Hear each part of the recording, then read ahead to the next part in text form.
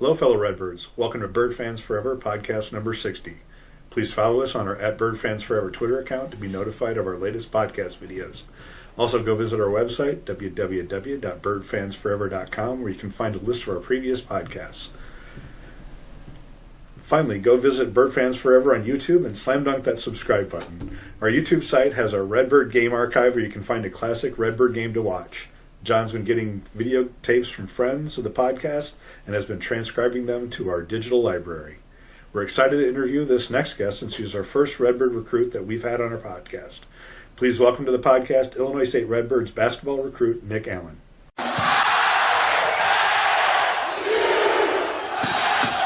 Hello and welcome to episode 60 of Bird Fans Forever. Our special guest tonight is Nick Allen. He's a future Redbird. He is a signed recruit with Illinois State, and he'll be playing in the 2025-2026 season. Nick, welcome to the show. Thanks for having me. This is awesome. All right, so this is the first time we've ever done this, is have a recruit on.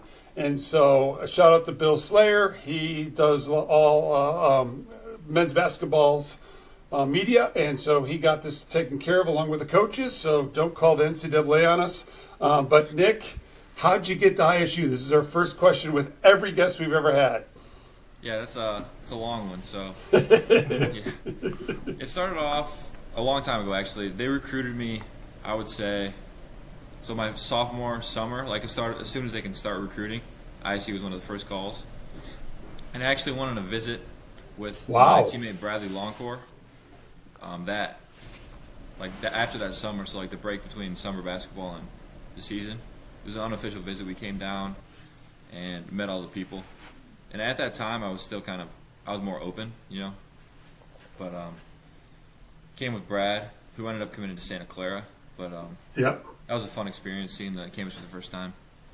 I play in Normal Community, Normal West, a lot of like high school games and travel games and stuff like that, so I've been around the area a lot. But that was my first time actually going on campus, which is cool. And then to get into how I ended up committing to Illinois State, so it was this, I guess my junior, or like my AAU season ended up coming to an end. I was kind of narrowing it down between, a lot of Missouri Valley teams, so at the end it was Drake, Murray State, Belmont, Indiana State, and Illinois State. That'd be a lot of Missouri Valley teams. That would be all Missouri Valley teams, Nick. So going into the recruiting process, I was not too set on the conference what I was doing, but it ended up being a lot of Valley teams, which is cool. It is. All right, so you go through the process, start talking about who was your primary lead recruiter. Mine was Terry Smith and Pat Cunningham back from the 80s. Who was yours? Okay, mine was Judson, Coach Judson. Judd, yeah. He's great. How'd you like that? It's awesome. He's really old school, so he sends me mail still. I have a stack about that high with just hundreds of letters. Did you like getting letters, or because I would assume the other Valley teams are sending you text messages and calling and doing that stuff. What did you think of that? So Judson still did all that, but he was the only one with the letters, and that was awesome. My mom loved it. My grandpa loved it. It was just unique. Yeah. All right, so you're getting through the end of your junior year, and you're starting to narrow down your choices, right? Is it those 5 schools all through your junior year? Because I know they're contacting you all through your junior year, coming into the spring, AAU season. Are you still looking at 5? So starting the AAU season, Loyola was pretty heavy on me. Not a Valley team, just by the way. We just want to help you there, Nick, right? Not a Valley team. X-Valley. Not a Valley team. Yeah, X-Valley team, yes, yeah. So Loyola a little bit, Northwestern recruited me a little bit. Very cool, Big Ten. But going into the season, I was still really, I didn't have a top 5 until I started scheduling the visits, which is towards the end of the AAU season. The way it's laid out now is kind of that there's like a stretch after the AAU season and before the high school season of my senior year. So this summer, where they try to get you on the visits so they get their scholarships out. In September and October, right? Yeah. So, yeah. Yeah. So, but way back to the beginning of the season, Loyola was up there for one of my top recruits. Illinois State they were really consistent, and like the people there was probably my favorite part towards the end. I'll get to that later, but so I went into the season. I played with the Illinois Wolves, which is a good program, and Tyreek, who actually committed with me, played on my team. Oh, very cool. Tyreek Coleman, who's committed to Illinois State. So that's a cool Did you one. guys ever talk about that on the road? Were you guys talking about recruiting? Because if he was with you in the Wolves, he got recruited by a lot of the Valley teams as well. So we talked about like the compared and contrasted and what we liked the most. very And the whole cool. time we always had Illinois State was up there with our top threes. Very So that was cool. cool to know. Yeah. I mean, you guys end up visiting the same weekend, right? We did, yes. So after it got narrowed down towards our visit scheduling, he had to visit with Illinois State, and then I had a family trip scheduled for that weekend, but it ended up getting canceled. So we filled in the Illinois State visit, which was the same weekend as him and Isaac, who was the kid from Carolina. He Yeah. played as well. Yep. So once we got here, I wasn't planning on committing at that time, and then we went on the visit. We started off. We met we went to a facility tour, which I've already been on a couple times actually. This is probably my 6th time on campus at that point, which is cool. Were you giving the tour at that point? Yeah, Pretty much, yeah, to my parents. I was showing my parents around with Coach Jetson in the cart. So yeah, I think 2 basketball games, an unofficial, an official, and I stopped by after I had a game in Bloomington or Normal. So.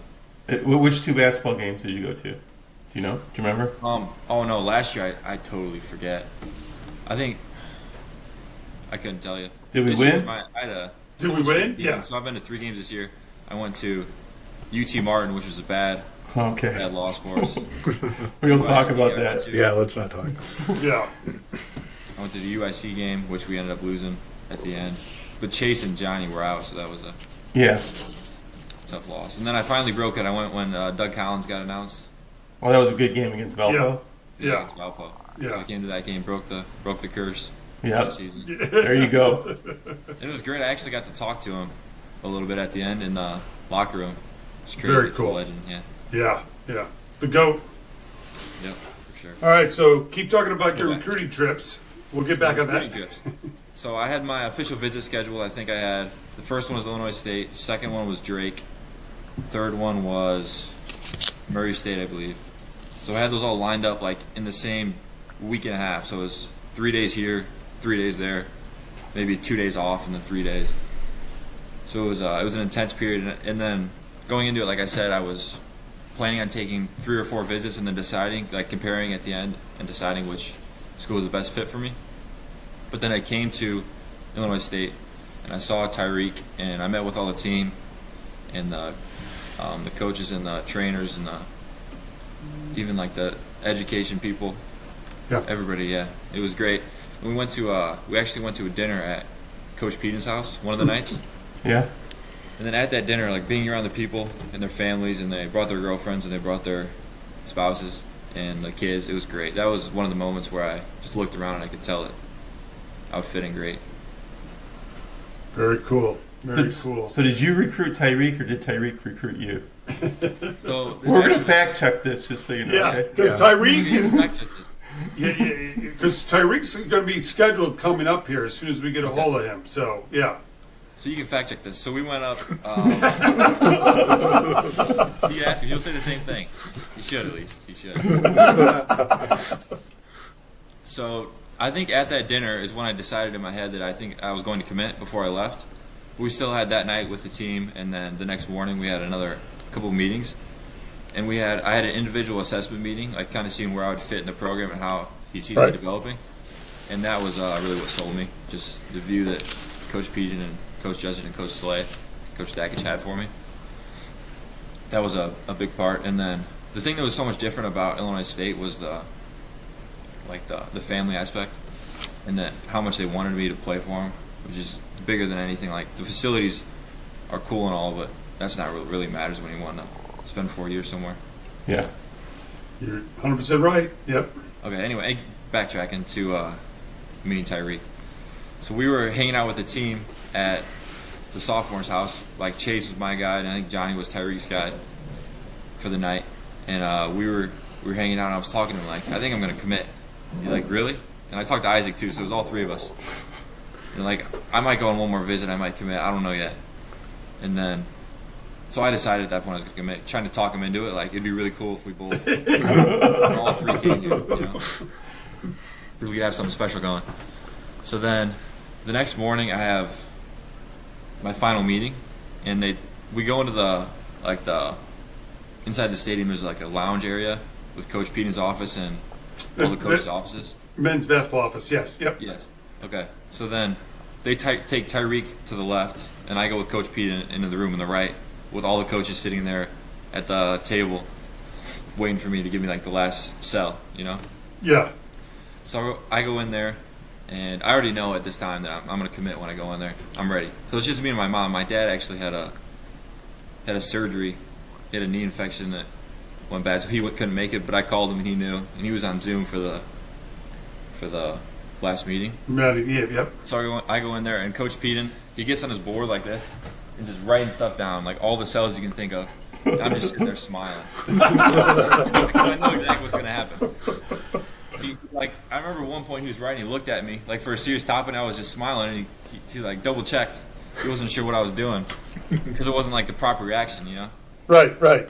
So, and then at the end, after like 5 or 6 minutes of just like selling me, you know, he says, what else do you need from me? Like, what else could you have? Like, he put it on the board and had all these things circled. I'm like, nothing, Coach, you got it all. And he's like, what? Kept going, and then it didn't click. And I'm like, Coach, I'm going to commit. And then everyone went crazy, and he threw the marker and gave me all. But yeah, so then, like, as that's going on in the room, everyone's cheering. Tyreek's outside in the main lounge area talking to the NIL people, I believe.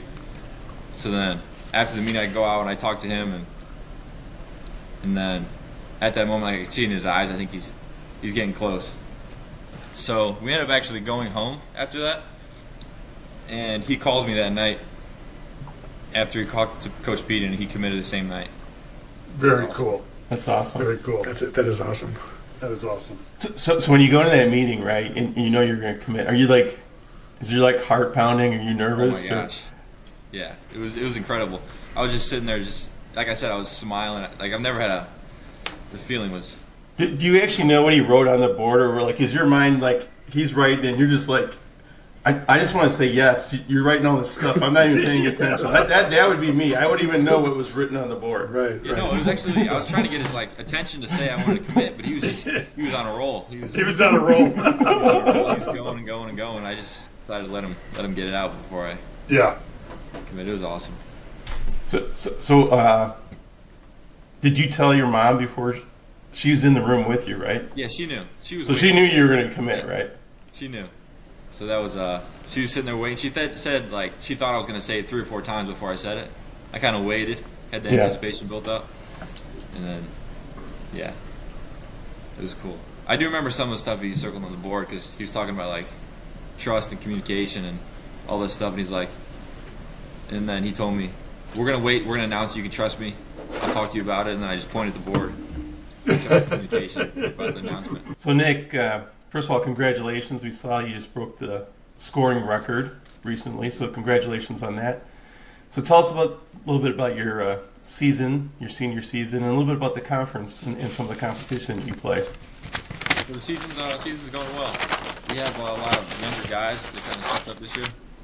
Me and my point guard are the only one that really played last year, varsity basketball, so a lot of new guys. And a pretty tough conference. We used to have a red and a blue side, and then Bolingbrook left our conference this last year. So now we have, I think it's like an 8-team conference or 7-team conference. We play them each 2 times. So some of the better teams this year are Lincoln. We play all the Lincoln Way schools, who are usually pretty good. Lincoln Way East has a pretty good team. Lincoln Way Central has a good team. Lockport has a good team this year. In HF, we play HF. they're obviously really good. Tell everybody on the podcast what HF stands for. Homewood Flossmoor. Homewood Flossmoor. There you go. They beat us twice this year. They got us both times, but it's okay. We got them last year at home. So state championships, we beat them at home. I think they had 2 in-state losses, us and Bolingbrook. So we'll take that anytime. And Bolingbrook's a perennial power too. Just for people that know high school basketball, Bolingbrook and Homewood Flossmoor are always up there. Yeah, my sophomore year, we didn't play in my junior year because of snow cancellation or something towards the end. It was a February game. So they didn't want to play you? Yeah.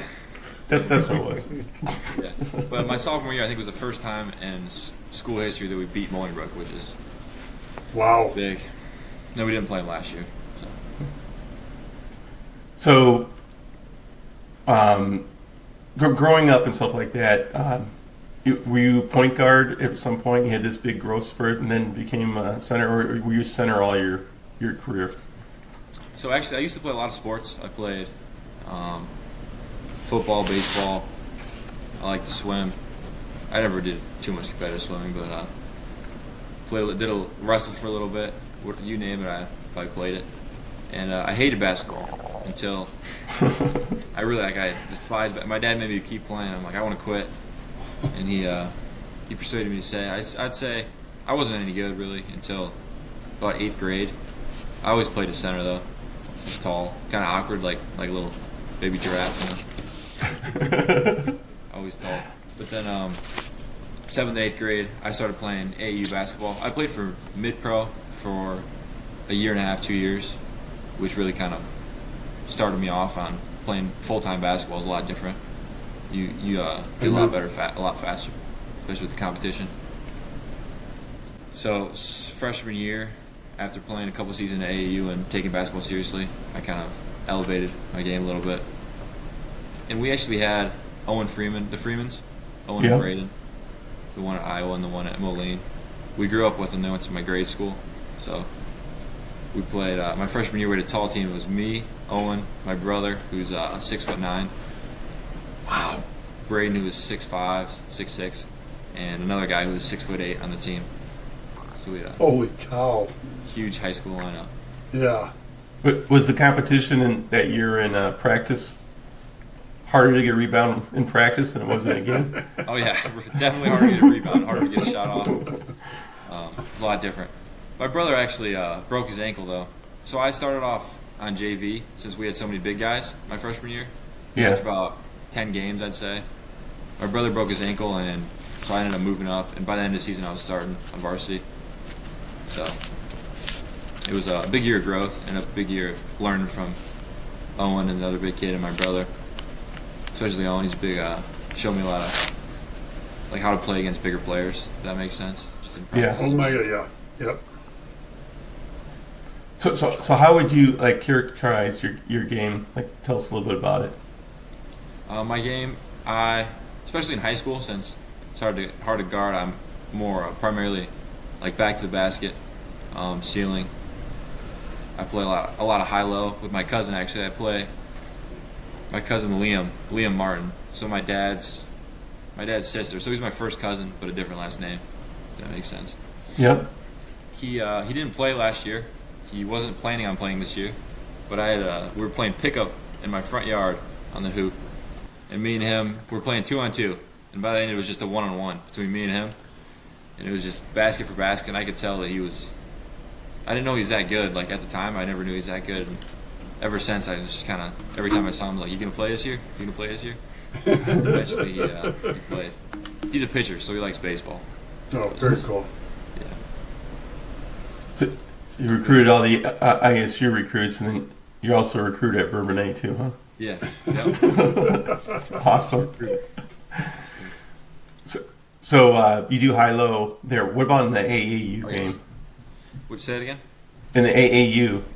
AAU, so I could go back to that. Sorry, I kind of got distracted. Yeah, no problem. No problem. I could drive a little bit, shoot a little bit, pick and roll, rebound, rim protection. It's probably my best things, rim protecting. AAU, it was more. I did a lot of pick and rolls, a lot of like two-man actions, you know. Mm-hmm. Rebounding, defense, bigger things for you. If they're taking away the roll, can you pop? Yeah, I'll pop. Yeah. I'll pop. So you're not afraid to put up a three? Not afraid to put up a three. See, John? we got to tell John like how the game's evolved. Yeah. I mean, it's not like if I have an opportunity, I post more than I shoot, but Yeah. I work on it a lot. So it's something I've gotten more comfortable with. Just with You just keep them honest, right? you Gotta keep them honest. Yes. Yeah. It's a lot easier to drive and do other things. They respect you a little bit, you know. Yeah. Yeah. And so you said rim protection? Yeah. A lot of block shots, especially AU in high school. It's not All right, we like that. Yeah. yeah. Nothing's easy. Make the guards rethink coming into the lane. Yep. Yes, sir. See, you'll block the shots. I just fouled the heck out of them. That's all I did. Yeah. Happens. It happens. Yeah. Yeah. Yeah. So would you, the high school game and the college game, John can tell you about this. The physicality is a lot different, right? And the speed too. So how would you classify your game as far as being physical? So, like I said, I was more kind of like a baby giraffe coming into high school. Yeah. And then I think freshman year I weighed I was 6'8", 195 maybe. Wow. And then right now I'm 6'10", 6'11", 235, 230. Okay. So I was able to spent a lot of time in the weight room, and I got a lot stronger over the last couple of years. Especially, I'd say this year was my biggest jump as far as strength and athleticism. So that helps a lot. Obviously, I need to get a lot stronger to play at college. Just in general, it always helps. It helps a lot in high school right now with double teams and fouling. They foul a lot. Especially, Doesn't get any different in college. They're still going to follow you a lot, right? yeah. And that's where the strength training comes in, right? You can just kind of plow through them. So, Go through and being quick, being able to, if I need to switch onto a guard, is going to be a big thing. Because if you can guard 1 through 5, you'll be in the court a lot. A lot. Yep. Yeah. Yep. It's a big thing to work on, and that I have been working on. Yeah. So at your school, how big is defense stressed?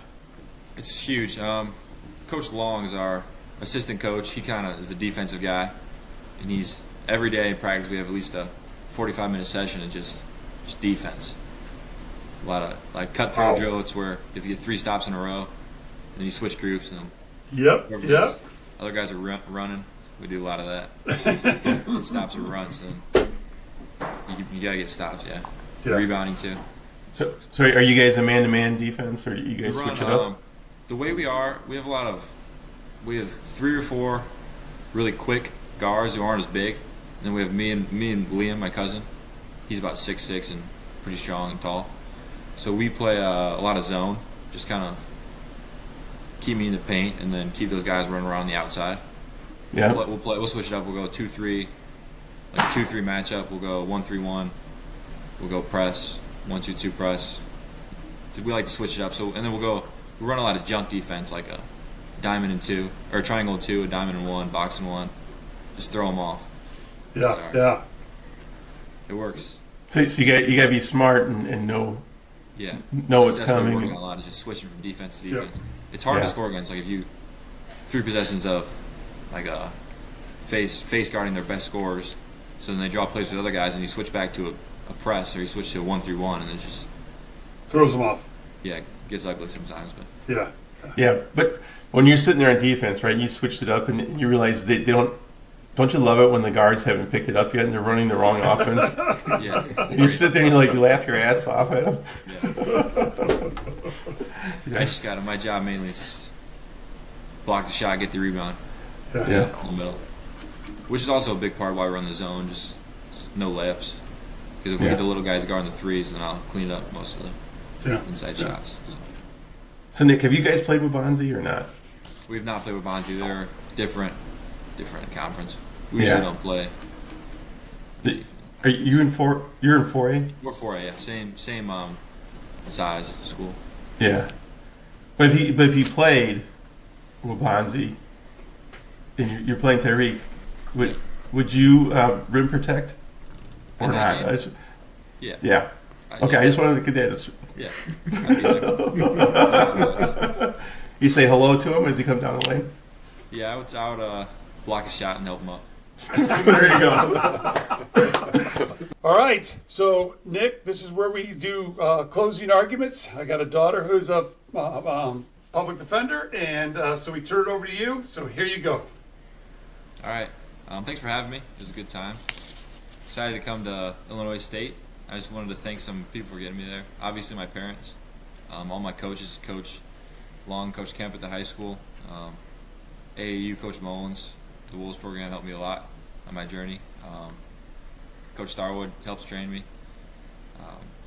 All the coaches I've had, and family and grandparents, and everyone supported me. It's been fun. I'm excited to be a Redbird. We're excited to see you play. All right, so thank you, Nick, for being on. Go Birds. This has been episode 60 of Bird Fans Forever. And Jon, hit it. Yes!